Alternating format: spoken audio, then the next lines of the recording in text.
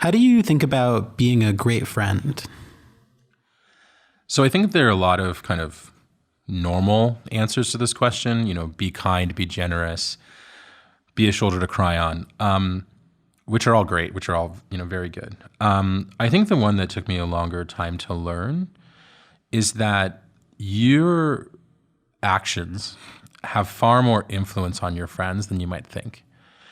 And if you're someone that your friends look up to, or there's some part of you that your friends admire, in many ways, what you do affects what they believe is normal or not normal, moral or not moral.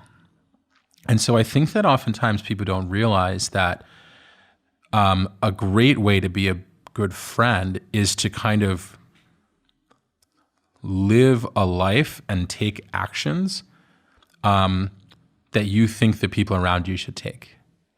And I'll flip it around and say it the other way.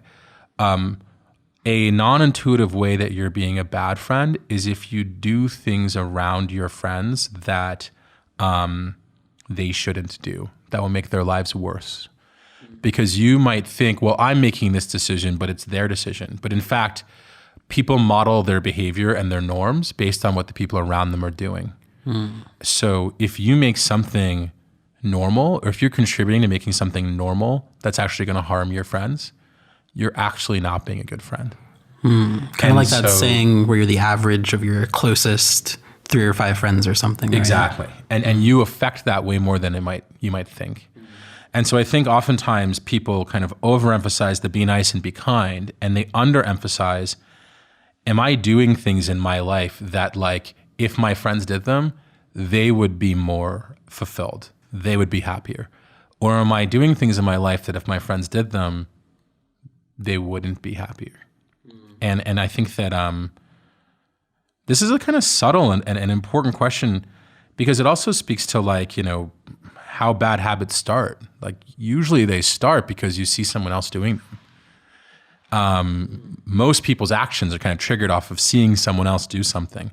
And yet most people don't understand that when they do something, they're influencing all the people around them. The other kind of subtle point to this is that the more successful you are, the more your peers see you as successful, the more norm creating you are. And this is something that I haven't realized until much later in life, is that it becomes even more important to care about your actions and kind of how you treat people and how you act, because now people think that, like, oh, well, if you're successful, I should try to emulate you. And so that happens not just amongst, like, people with, like, fans, but that happens amongst friends. And so I think this is kind of an important and subtle note. And I think that oftentimes people don't realize that when they're doing things that they shouldn't be doing, they're not only hurting themselves or their loved ones, but they might also be hurting their friends inadvertently.